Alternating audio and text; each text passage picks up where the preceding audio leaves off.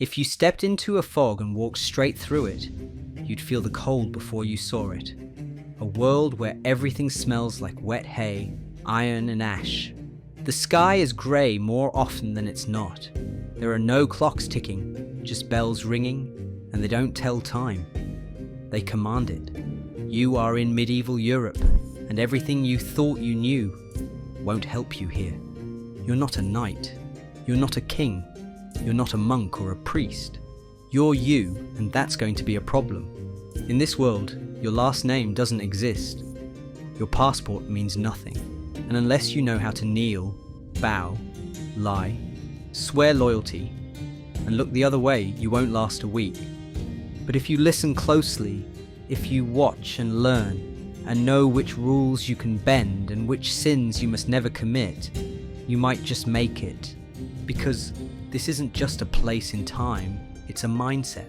This was a world where war and worship walked hand in hand, where a poor man prayed for heaven while bleeding in a field for a nobleman he'd never meet, and where a woman, strong and bright, could be called a witch just for being curious.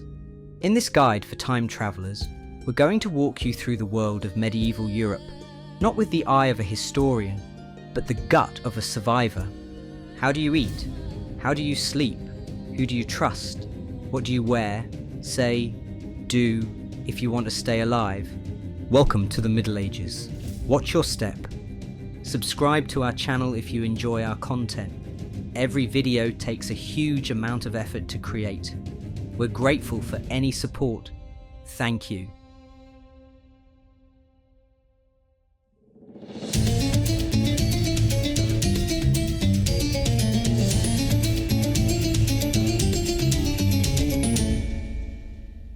The moment you arrive, the air hits differently. There's smoke in it, not the clean, crisp burn of a modern fire, but the thick, oily haze of damp wood and animal fat. You're in a village, if you can call it that, a cluster of huts, half-rotted fences and mud paths winding through piles of waste. The smell is not a detail, it's the first thing you'll notice, and it won't go away. Your clothes are wrong, your face is clean, you're not carrying a tool, a weapon, or a religious emblem. Already, you look suspicious. People here don't trust strangers, and they don't hide it. They'll stare, a child might point, an older man will whisper to someone behind his beard. You don't speak their dialect. You might not even speak their language. Latin is for the church, French is for nobles, English, German, Italian. They barely resemble what you know today. Your first enemy here is silence, because it means you can't ask, can't answer, can't explain. No one will ask if you're all right. This isn't a time where people help lost travelers. They help family, they help kin, they help those who kneel to the same cross in the same way. A stranger might be a bandit, a heretic, a spy, or worse, an outsider with no lord, and that means no protection. If it's daytime, you'll be judged by the clothes you wear and the dirt under your fingernails. The problem is, you don't have either. To them, you're neither peasant nor noble. You have no trade, no land, no master. That's not freedom.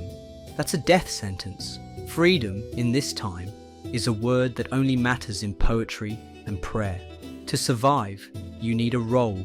People need to know what you do, who you belong to, who would avenge you if someone put a knife in your back. Let's say you find your way to the local church. It's not the grand cathedral you're picturing. It's a squat stone structure, always a bit colder on the inside than out, but it's your best chance. The priest might not like you, he might not believe a word you say, but if you bow your head and cross yourself with conviction, he may offer a few words. Shelter, only if you're lucky. Food, only if there's bread to spare. It's best if you start pretending to be something. A servant looking for work, a pilgrim on a journey, a sinner seeking penance. The poorer you claim to be, the better. No one wants a rich man here unless he has guards. Claiming wealth without protection is asking for a blade in the night. Assume you've bought yourself a day or two. What next? You need to eat, you need to sleep, and you need not to stand out. A peasant's meal is bread, dark, coarse, often filled with more straw than grain. If you're lucky, a broth made from beans or cabbage. Meat is rare. not because it's sacred, because it's expensive. Chickens lay eggs, cows give milk. Killing them is a waste unless they're too old or too sick to stand. Water is dangerous. The river carries filth from upstream. Beer or weak ale is safer. Yes, even for children. Especially for children. Boiled during brewing, it's the cleanest liquid they know. Your first night will be hard. Inns don't welcome you like a fantasy novel. Most villages don't even have one. And if you find one, you'll need a coin, not paper, not promises, but silver. Real weight. If not, it's the hayloft or the dirt. The floor near a warm hearth if someone pities you. Or if no one does, the cold. Sleep light. Theft is common. So is suspicion. People are poor, and poor people fear what they can't place. By the time the sun rises, you'll hear bells. They're not just to mark the hour, they're signals.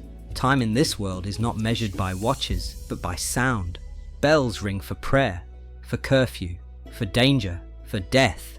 And death comes easy here. It wears many faces. The fever, the blade, the judgment of a man with power and no reason to spare you. One insult, one glance, one wrong word can be enough.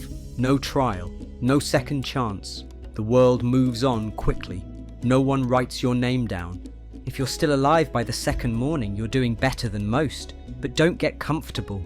This is just the beginning. The next question is bigger than survival. Who will you be? Do you try to rise, or do you hide in the dirt? Because in this world, you're either under someone's boot or someone else's problem.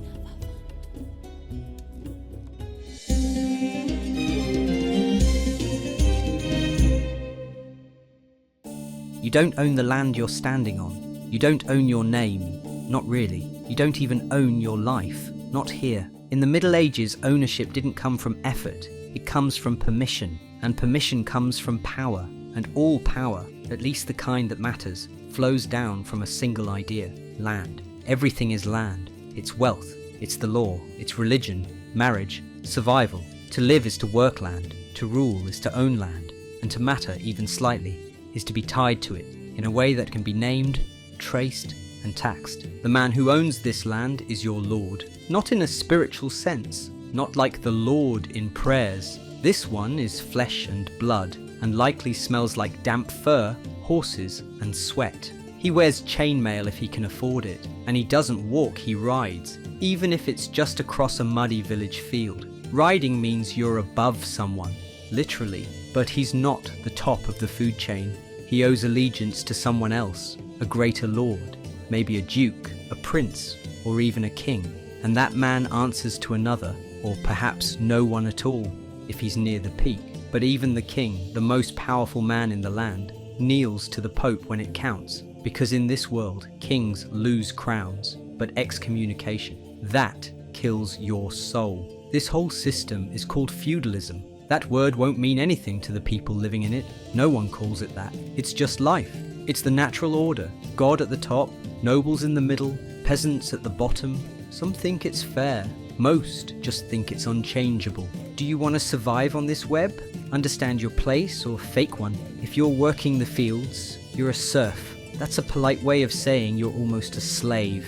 You belong to the land, not to yourself. If the land gets sold, you go with it. You can't marry without permission.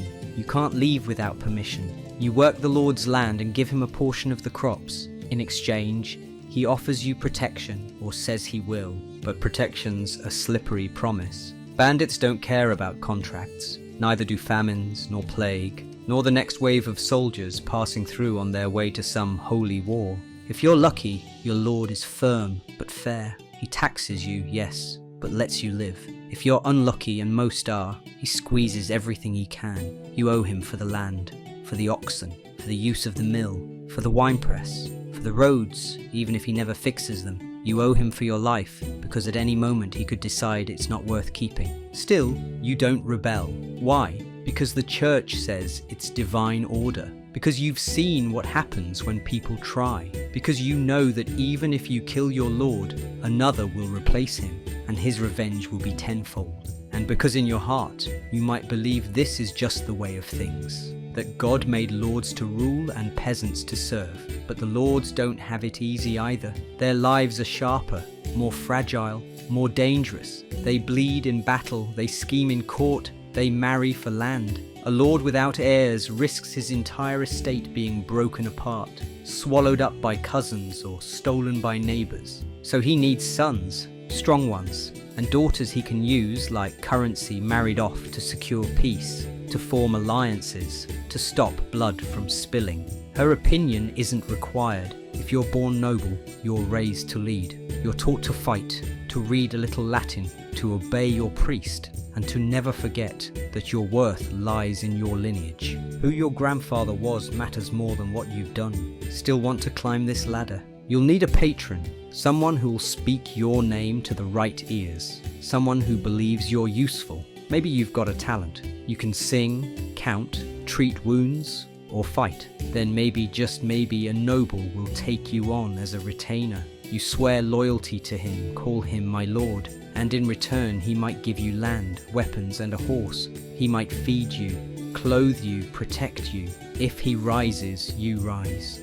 If he falls, you fall with him. It's a dangerous game, but it's the only one worth playing if you want to escape the mud. Because in this world, titles are shields. Sir, Baron, Knight, they're more than names. They are armor, and people who wear them walk differently, talk differently, live differently. But remember this, even the mightiest lord still fears three things: the Pope, the plague, and the peasantry in numbers. Because when the harvests fail, when the taxes bite too hard, when one man dies from a beating that went too far, and his cousin picks up a pitchfork, well, that's how revolts begin. So choose your loyalties well, speak carefully, work hard, but not too hard. Be visible, but not too noticeable. In the web of the Middle Ages, the wrong step snaps the whole thread, and nobody mourns the fly.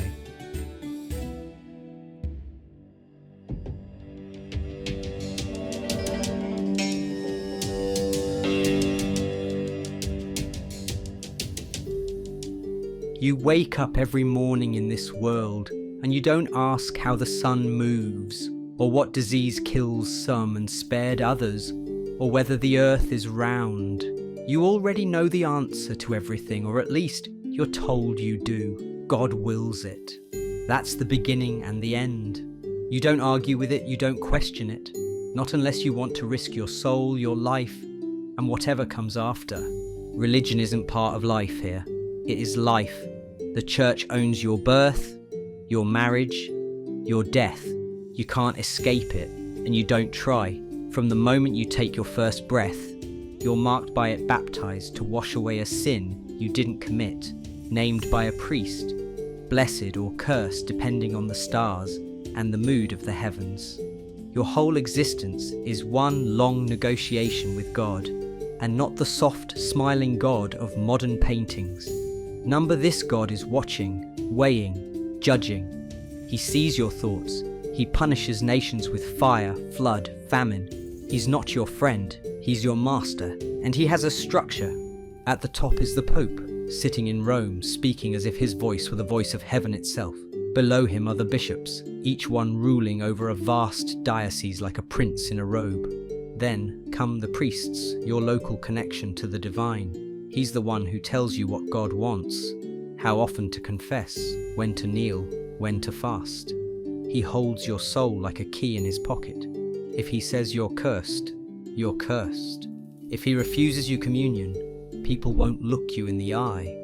Then there are the monks, quiet, strange, half mad to the average villager. They live in stone buildings far from town. They chant, write, starve themselves, bleed themselves. Some speak Latin like it's music. Others haven't spoken at all in years. They're not like you. They're part of something else, something cleaner maybe, or maybe something worse. Either way, they're respected. Fears, sometimes hated, but never ignored. Now, you don't read the Bible. You've probably never seen one. If you have, you can't understand it. It's in Latin, handwritten by men who dedicate their lives to copying words they don't dare change. What you know comes from images, from stained glass and painted walls, from statues of saints holding swords or bleeding from the eyes, from stories told by priests about hell not as a concept, but as a place so real and close that sometimes you can feel the heat when you wake from a nightmare. Heaven is up, hell is down, and earth is the battlefield in between. And every day you sin not because you want to, but because you exist. Lust, envy, gluttony, pride, these aren't weaknesses. They're traps set by the devil, and he's everywhere. In the forest, in your dreams, in the eyes of a stranger, in the cough of a child.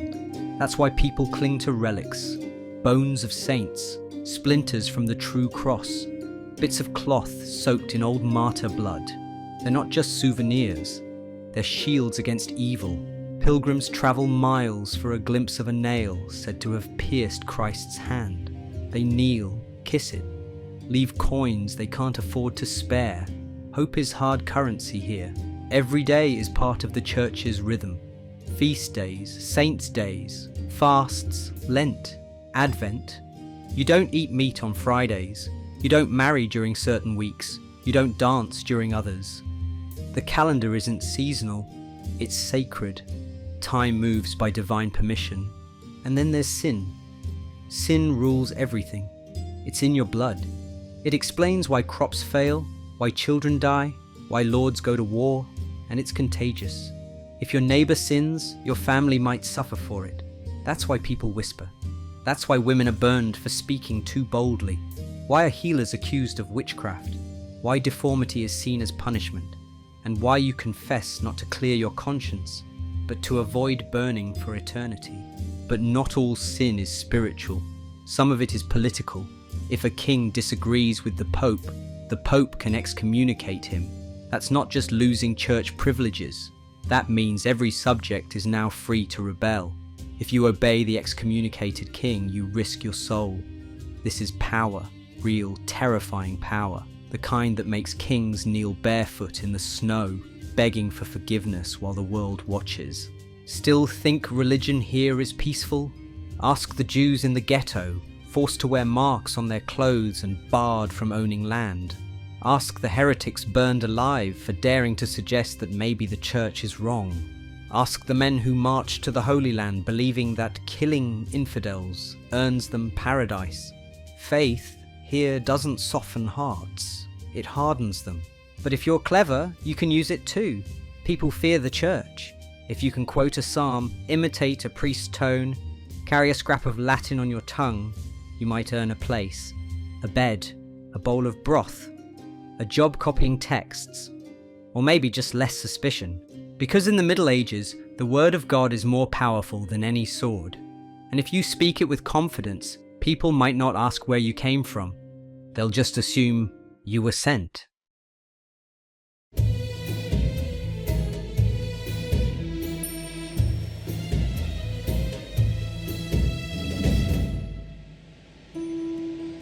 Peace is not the default setting of this world. It's a pause between battles, a lie people tell themselves while sharpening blades. In medieval Europe, war is constant, not always large, not always loud, but always near. Borders shift like sand. Kings feud with their cousins. Nobles settle debts in blood. Bandits fight for food. Mercenaries for silver, and knights for honor, though most of them forget what that word even means. Do you want to understand the medieval world? Watch how it prepares for war even in times of peace. Villages stockpile grain. Castles are built on hills, not for the view but for defense. Every town has a wall or wishes it did. And every lord, no matter how poor, keeps men ready to fight. Even priests bless swords. Even monks pray for victory. The knight in the shining image you're probably picturing is not some flawless hero. He's a professional killer wrapped in metal and bound by code. That code is chivalry, but don't be fooled. Chivalry doesn't mean mercy, it means rules. A knight must serve his lord. He must defend the faith. He must protect women in theory. In practice, that woman better be noble and under someone's protection, or her safety is negotiable. As for peasants, code barely mentions them. If they die quietly. To become a knight, you start young. 7 years old, if you're lucky. You're sent away from home, made a page in another lord's household. You serve, you clean, You run messages, you watch, you memorize. At 14, if you're strong enough, you become a squire. That means carrying your master's weapons, holding his horse, learning to fight, to ride, to bleed. You're trained to use the sword, yes, but more often, it's the lance that matters. A long, brutal weapon built for charging on horseback. You learn to wear armor that weighs more than your little brother. You learn to aim for weak spots, joints, visors, the neck. You learn how to fall without breaking your ribs. You learn to kill quickly and without hesitation.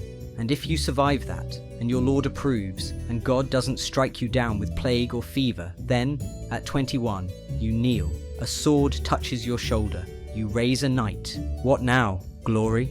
Fame? Maybe, but more likely you're just another hired blade in a rich man's war. You ride when called. You fight who you're told. If your Lord wants a rival's village torched, you do it. If he wants a bishop escorted through bandit lands, you ride at his side. You wear his colours, bear his crest, and try not to ask too many questions. In battle, there are no uniforms, no radios, no medics, just banners, trumpets, and blood. Most men don't die from sword wounds. They die from infection, from being trampled, from a fall that breaks their back and leaves them in the mud while the rest of the army marches on. Prisoners are valuable, especially rich ones. If you capture a noble, you don't kill him, you ransom him. His family pays for his release. Sometimes you make more from a prisoner than you do from a year of raiding. But not everyone fights like a knight, not even most. Peasants are levied into militias. They march with whatever tools they own.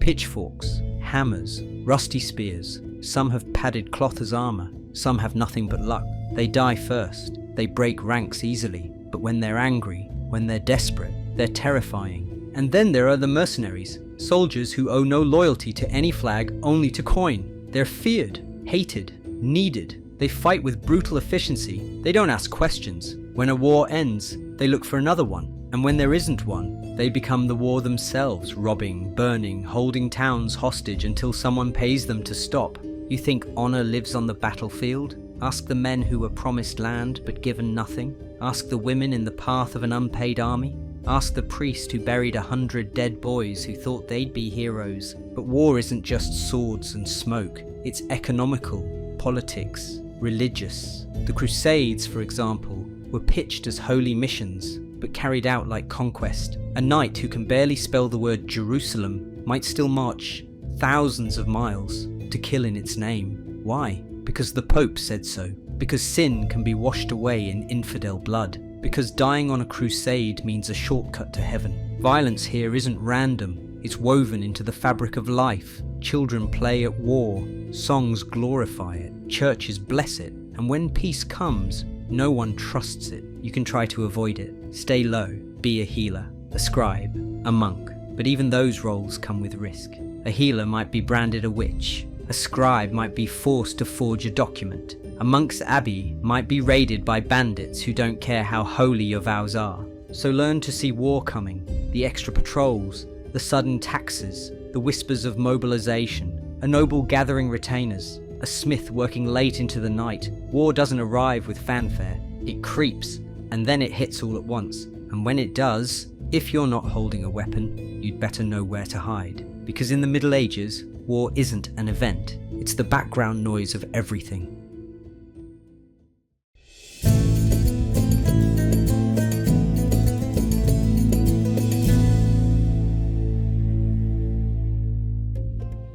If war is the rhythm of power, then village life is the rhythm of everything else. It's not dramatic, it's not glorious, it doesn't end with a crown or a sword fight. But if you want to understand how this world breathes, this is where you look at the dirt, the wood smoke, the ache in a peasant's back, the rhythm of the seasons carved into people's bones. You live in a village, not a town, not a city, a handful of thatched roofs, a scattering of animals, a stream if you're lucky. Maybe 50 people, maybe 200. Everyone knows everyone. Everyone knows your name. Privacy doesn't exist. Your life is public. Your shame is shared. And your mistakes belong to your family for the next generation. There's no clock, no schedule. Time follows the sun, the weather, the toll of a church bell. Your day begins at dawn, not because it's poetic, but because that's when light allows you to see your hands. You don't get weekends, you don't get sick days, you get holy days,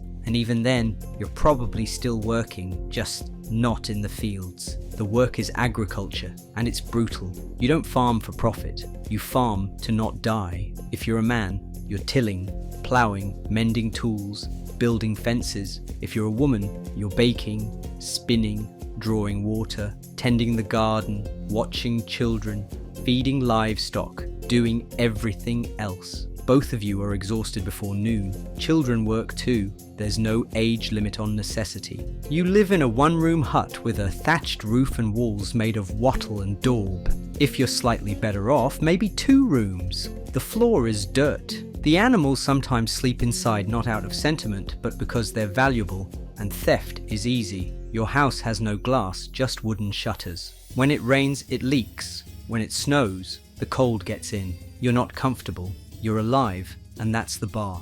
Food is whatever the land gives you. Bread mostly. Thick, coarse, dark, made from rye or barley. You eat porridge, vegetables, ale, cheese if the cow gives milk that week. Meat, rare. Maybe salted pork during winter. Maybe fish if it's Friday and you're lucky. Hunger is always just around the corner. One bad harvest and people start talking about God's punishment. 2 bad harvests and they start dying. You wear what you own: wool, linen, patched and worn, probably unwashed. You might have 2 sets of clothes if you're fortunate. Shoes maybe, made from leather, soaked and cracked. You sleep in your clothes. You work in your clothes. You die in them. And yet, there is joy, laughter. People still sing. They drink when they can. Weddings are loud, messy, and full of life. Stories are passed around like currency myths. Saints' tales, gossip. Music comes from mouths, from crude flutes, from whatever can be hit or plucked. You don't live long, but you live deep. Your world is small, but it's yours. There's a reeve, the man who acts as the village enforcer, collecting rents, handling disputes. He works for the Lord, not for you, but he's one of you, chosen from the villagers, so there's tension. Everyone nods when he passes, but no one truly trusts him. The church sits slightly apart, modest, grey, smelling of stone and incense. It's the only stone building most villagers ever enter. The priest is literate, which makes him almost godlike. You listen when he speaks, because if you don't, you're not just disrespecting him, you're risking damnation. You don't dream of rising. You dream of surviving the year, of keeping your children fed, of not getting sick when the fever moves through the village, of not burying a second child before you've named the first. Death is everywhere. Half of all children die before their 5th birthday. Women die in childbirth. Men die in fields, or by accident, or just because medicine is more about balance and prayer than science. When someone coughs blood, you start planning the funeral. Still, life moves forward, one season at a time. Spring is planting, summer is tending, autumn is harvest, winter is hunger. This rhythm shapes everything. The church calendar overlays it, but the land decides what really happens. If the wheat fails, if the cows birth sick calves, if the weather turns, the entire village suffers. And you carry that together. Community isn't optional. You need your neighbor's help to raise a barn, to gather a harvest, to survive a fire. You borrow tools. You share salt. You watch each other's children. Resentment builds, but so does loyalty. In the worst moments, people still band together because they have to, because no one gets through this alone. There's no future waiting with open arms, just more work. Maybe your child will become a priest or a soldier or a servant in a noble's house. Maybe you'll live to see 35 and that will be considered a long, blessed life. But you don't pity yourself. You don't have time to. You till the earth. You eat. You sleep. You wake up and do it again. And in that repetition of that grinding, backbreaking, relentless cycle, you find something close to meaning. Not the kind you read in books, the kind you feel in your hands.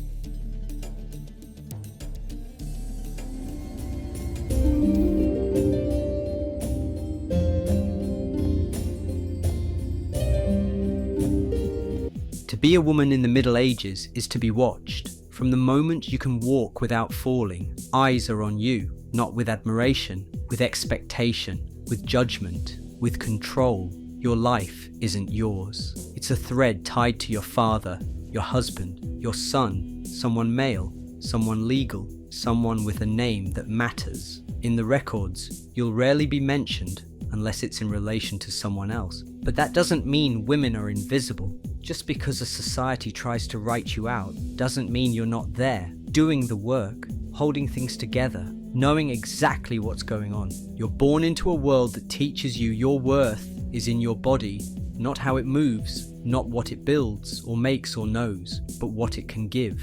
A womb, a line, a claim to land. If you're born noble, you'll be married off before you understand what that means. The wedding might come with a feast, but it's not about you. It's about territory, politics, bloodlines. You'll be told to smile. You'll be given a dowry and expected to turn it into heirs. And if you don't, if you can't produce sons, you're whispered about, pitied, replaced. In rare cases, if you're accused of barrenness, you might even be cast aside, entirely cloistered in a convent, or left to rot in a remote hall, while your husband finds someone younger and more fruitful. But let's say you're not noble. Let's say you're born in a village. Your path is different, but the cage is the same. You're expected to marry young, bear children fast, keep a household running, cook, clean, brew ale, spin wool, fetch water, tend animals, keep children alive, and somehow not die in childbirth. You are the engine behind every quiet survival in this world. If your husband dies, you become a widow, and that's when things get complicated. Sometimes it's the most freedom you'll ever have. If the land is small enough and the taxes are paid, you might be allowed to run it yourself. People will still try to tell you what to do, but you've got something they don't have a reason to be feared. A widow with a coin, or land, or knowledge is dangerous. She knows how to navigate the system. She's lived through loss. She doesn't flinch easily, and yet fear is never far behind. Step out of line, and suspicion creeps in. You speak too freely. You're loud. You don't remarry. You're bitter. You know how to use herbs or heal a wound. Maybe you're a witch. That word carries weight. It's not just superstition, it's a weapon. Accusations don't need evidence. They need whispers, bad luck, and a woman who doesn't fit. If you're accused, don't expect a trial like in stories. Expect pressure. A priest might demand confession. Neighbors might stop speaking to you. Your animals might disappear. Your home might be torched. If it gets serious, if a lord or inquisitor gets involved, you're finished. Torture is legal. Truth is whatever they want it to be. They'll search your body for devil's marks. They'll claim your dreams are proof. And when you scream, they'll call it a demon leaving your throat. But not all women are crushed. Some navigate the system with precision. A noble woman might run an estate while her husband is off at war. She knows numbers. She manages servants. She negotiates with priests and lords. She writes letters, not poems, but commands. She can't hold office, but she can influence it. She can't lead an army, but she can fund one. She can protect her children's claims with silence and calculation. Behind closed doors, in candlelit chambers, real power often passes through the hands of women who aren't even supposed to be speaking. Then there are the nuns. The convent isn't a prison for all. Sometimes it's a refuge. Inside those walls, a woman might learn to read, to write, to think. She might copy manuscripts, run a hospital, teach younger girls. Some abbacies rule like queens inside their domain. Don't underestimate a nun with ink on her fingers and no man to answer to. She might know more about theology and law than the priest across the road. But always, always, women walk a narrow path. Everything is tightrope. Too obedient and you disappear. Too bold and you're punished. Too clever and you're feared. There is no safe place. Just small victories, quietly won in kitchens and gardens and candlelit halls. A moment of silence that's yours. A child who lives. A husband who listens. A secret kept. You won't be remembered in books. Not unless you break something. Not unless your life ends in fire or scandal. But the truth is, this world wouldn't last a week without you. Men fight wars, yes, but women keep the world from falling apart.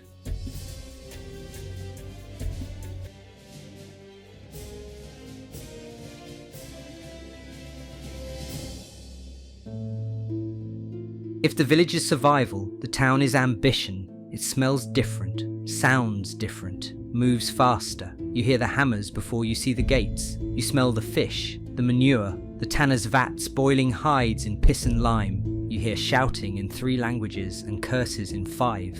You're still in the Middle Ages, but this is something new, something changing. A town isn't built for lords, it's built for business. Markets sprawl through narrow lanes. Stalls overflow with goods hauled from hundreds of miles away.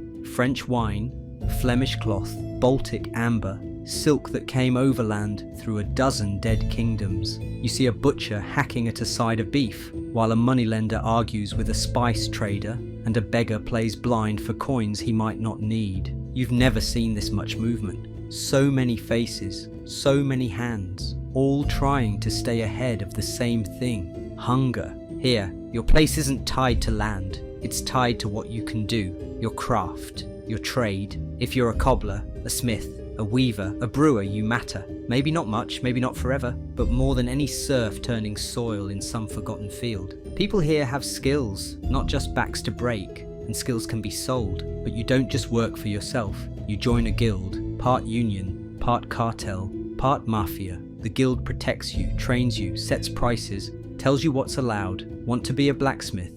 First you're an apprentice, taken in by a master, sleeping under his roof, working under his eye, unpaid. After years you become a journeyman, travelling from town to town, showing your work, learning tricks. And if you're good and lucky, you might one day become a master, not just skilled, but respected, official, someone who can hire others, teach others, pass on your name. Towns are run by charters, legal documents signed by kings or bishops that say, yes, you exist, yes, you may govern yourself a little. It's a careful dance. Towns want freedom, but not rebellion. They need royal protection, but hate royal taxes. The mayor might be a merchant, not a noble. The council might be tailors, coopers, butchers, people who've never held a sword, but hold the town's future in their calloused hands. You can feel the pulse of something different here. There are books being copied, laws being argued, coins being counted, people building lives, not around harvests or saints' days, but around profit, choice, the movement. Some even speak of universities, places where you go to learn not just Latin, but law, medicine, astronomy. Places where knowledge is power and debate isn't heresy yet. But towns are not safe havens. They're vulnerable. Fires spread fast, plague faster, waste floods the streets, water isn't clean, rats thrive. And when war comes, and it always does, towns are ripe for siege. Their wealth is their curse. Bandits target traders. Armies demand contributions. If a noble claims the town owes him allegiance, and the town disagrees, it can be razed in a single afternoon. Buildings can be rebuilt. People can't. There's tension in the air between old power and new money. The nobles see townsfolk as greedy upstarts. The townsfolk see the nobles as parasites in fancy armour. And in between, the church watches uneasy. It's hard to preach humility when the cloth merchant owns more land than the bishop. Yet the change keeps coming. In towns, you start to see something rare: social mobility. A butcher's son becomes a scholar. A servant becomes a trader. It's not common, and it's not easy, but it happens. That's enough to unsettle the entire order. If birth is no longer destiny, if coin matters more than blood, then everything is up for negotiation. Even time itself shifts. Towns need schedules. Bells ring not just for prayer, but for meetings, for contracts, for opening stalls. Hours matter, minutes matter. You begin to see clocks, not many, not everywhere, but they exist. The world is beginning to tick. And so you, the time traveller, feel it first. That faint tremor under the stone roads and market stalls. This place is the seed of something vast, the beginning of an idea that will one day turn into factories, cities, revolutions. It's not there yet, but it's coming. Still, be careful. This isn't the modern world. It's still ruled by myth and muscle. One wrong move, and you're nothing. One failed deal, and you're ruined. One insult to the wrong man, and your blood's in the gutter while the market keeps trading. But if you can work, if you can read a room, if you can hustle, this is the closest thing to a future the Middle Ages has to offer. and the gate is still open.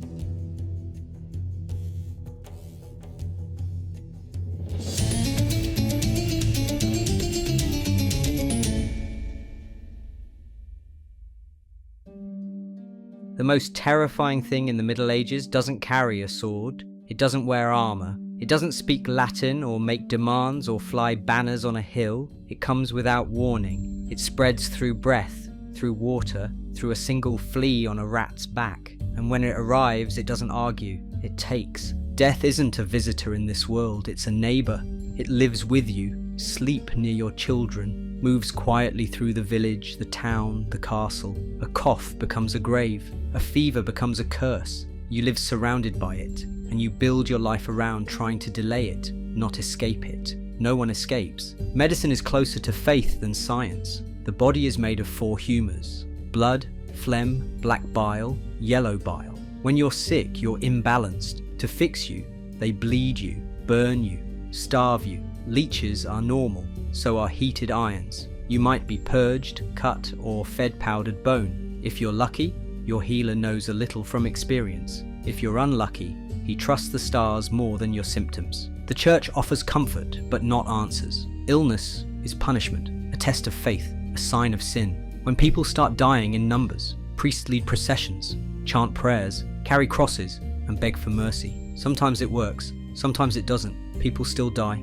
children still die. And when they do, it's not just loss, it's judgment. People ask what the village did to deserve this. Who sinned? Who brought it in? That's when it turns dark. Accusations start. The old woman who talks to herself. The family that didn't attend mass. The Jew who lives near the well. Fear doesn't stay quiet. It points. And when panic takes hold, it doesn't just kill with disease. It kills with fire, with rope, with mobs. Then comes the worst of it, the Black Death. 14th century. You don't need to remember the date. You'll know it by the bodies. 1 in 3, maybe 1 in 2, dead. Whole towns emptied. Fields abandoned. Priests flee. Families turn on each other. Parents bury their children in mass graves, then die themselves. No one knows why. No one knows how to stop it. You can't outrun it. You can't reason with it. It isn't divine punishment anymore. It's something worse. It's chaos. Doctors wear masks stuffed with herbs and vinegar, shaped like birds. They think the smell will protect them. It doesn't. Merchants stop trading. Ships are burned in harbours. Cities close their gates. And the dead pile up outside them. The world cracks. For a moment, it feels like the end. And maybe, for many it was. And yet people survive. Not just by hiding, by adapting. Some flee to the countryside. Others wall themselves in. Some turn to God harder than ever. Others stop praying entirely. After the Black Death, everything changes. Labour becomes valuable, too many dead, not enough hands. Serfs begin to bargain. Landowners begin to panic. Whole regions shift in power. It's not a revolution, but it's a reset. Still, disease doesn't leave. It just becomes part of the background again. There's always some sweating sickness, dysentery, leprosy, famine-born fevers, and no one's safe. Kings die of bad water. Queens die in childbirth. Monks die in silence. The poor die loud. Cemeteries grow.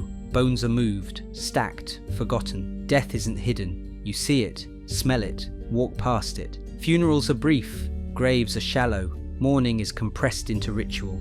A candle, a prayer, a name spoken once more before it's gone forever. You don't expect a long life. You pray for it. You plan around the possibility that it won't happen. But fear doesn't erase joy. Somehow life continues. In the shadow of death, people laugh, fall in love, raise families, throw festivals. It's not denial, it's defiance. When you know you could be dead in a week, you live harder, you drink more, dance faster, hold tighter. Life is fleeting, so you grab what you can. That's not a weakness, it's instinct. So what do you, a time traveler, do in the face of this? You learn to listen. To watch for the signs, the quiet house, the drawn curtain, the priest avoiding eye contact. You keep your distance when needed. You fake prayers when asked. You don't question the leper laws or the plague orders or the mass graves. You nod, you obey, and you keep moving. Because in this world, death is never far. But if you treat it with respect,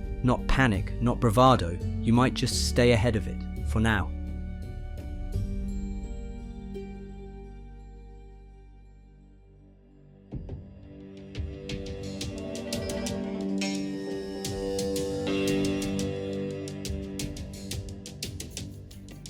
You might think people in the Middle Ages believed in one thing, one God, one church, one heaven, but step into a village after dark, and you'll realize quickly, faith and fear walk together. Yes, there's the church, the saints, the sermons, but beneath it, around it, threaded through every ritual and gesture, is something older, a belief in things that live in the woods, things that knock on doors in the night, things that don't care about Latin. You believe in God, you have to, but you also leave bread out for the spirits. You avoid crossroads after sundown. You hammer iron nails into your door frame to keep witches away. You make the sign of the cross not just during Mass, but when you pass a shadow that doesn't feel quite right. This isn't a contradiction, this is survival. In a world full of unknowns, people hold on to every scrap of protection they can get. Folklore isn't just entertainment,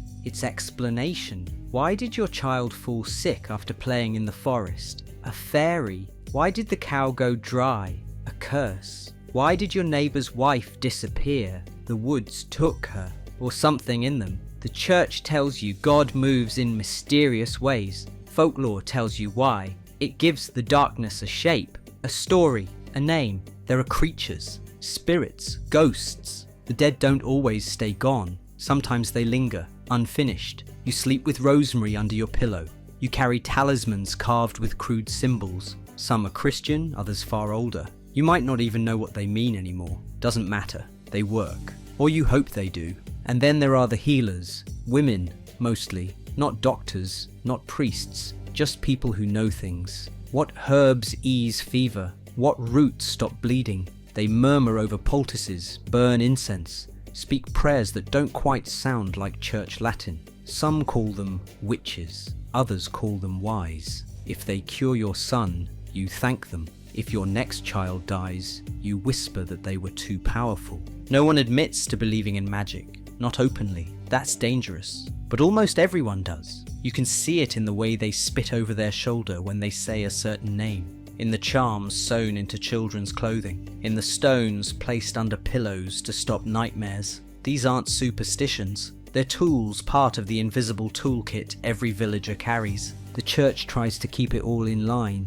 There are sermons against superstition. Priests warn that devils disguise themselves in friendly faces. Some clergy genuinely believe it's all evil, others are more pragmatic. They know they can't rip it all out without leaving people terrified and helpless. So they absorb it, baptize wells, claim saints once defeated the old gods, turn pagan holidays into Christian ones. The solstice becomes Christmas, the spring rites become Easter, the veil is thin, and they know it. And it's not just peasants who believe. Nobles pay for relics to keep their castles safe. Knights carry tokens blessed by monks. Kings consult astrologers before marching to war. When things go wrong, when crops fail, when storms destroy ships, when children die in their sleep, people reach for something beyond reason, something that listens when no one else does. Dreams matter. They're not just thoughts, they're messages, warnings. A vision of a dead relative might be a blessing, or a curse. You don't ignore it.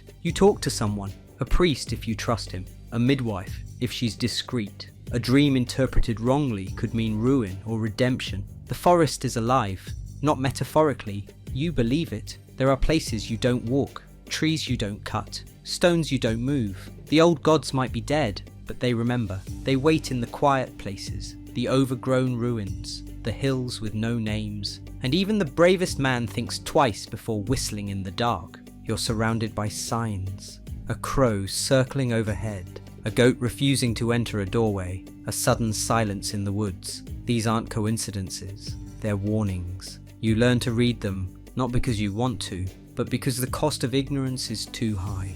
People who ignore signs end up dead, or worse. And then there are the stories passed around fires, murmured between chores, carved into the edges of memory. Tales of saints fighting dragons, of travellers lost to spirits in the marsh, of devils disguised as strangers. They're entertainment, yes, but they're also instruction. How to behave, what to fear, where not to go. So what do, time traveller, when someone offers you a charm? When a toothless man tells you not to sleep facing west? You nod, you listen, you accept. You don't laugh, because in this world, knowledge is rarely written down. It's passed along in looks and warnings and half-remembered rhymes. The unseen world is real because people act like it is, and that makes it dangerous. Whether or not you believe it doesn't matter. What matters is that everyone else does.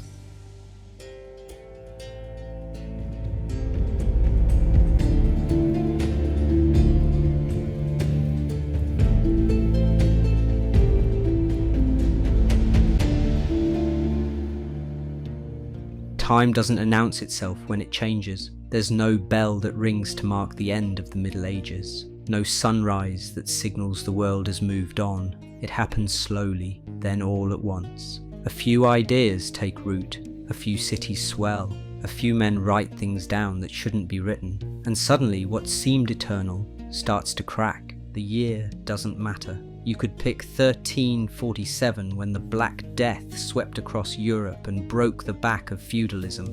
You could pick 1453 when Constantinople fell and old maps were torn apart. You could pick 1492 when Columbus sailed west and stumbled into someone else's land. But the truth is, the Middle Ages don't end on paper, they end in people's minds. It starts with trade, towns growing rich, merchants who don't have titles but do have leverage. They lend money to kings, sponsor voyages, and build stone houses bigger than some castles. Wealth starts to speak louder than blood, not everywhere, not for everyone, but enough that the world begins to shift. Universities sprout like weeds. Scholars argue. Some still argue in Latin, but others start using their own tongues. French, English, Italian. Language begins to evolve. Knowledge spreads, slowly at first, then faster. Books are copied by hand, passed between hands, smuggled between borders. Ideas escape monasteries and land in taverns. Then comes the press. A German named Gutenberg figures out how to print with movable type. It seems simple, mechanical, but it's a detonation. Suddenly, one book can become 100, then 1,000. Literacy starts creeping into the cracks, not just for priests and nobles, for merchants, for craftsmen, for women sometimes, for the kind of people who used to live and die without ever seeing their name on a page. The church notices. It feels the ground tremble beneath its feet. For centuries it's held the monopoly on truth, but now people are reading scripture on their own, asking questions, finding contradictions.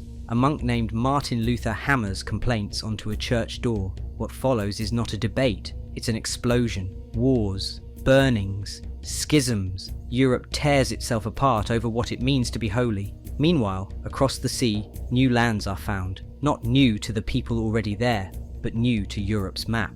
Gold floods in, slavery follows. A hunger for more begins to consume kingdoms. Exploration becomes conquest. Curiosity becomes an empire. The world gets bigger and darker. Back in Europe, cities grow taller. Art changes. Paintings show faces, emotion, shadow. They stop being just religious. They become human. A man sketches flying machines, dissected corpses, and new inventions. His name is Da Vinci. He's not alone. In Florence, Venice, Antwerp, minds wake up.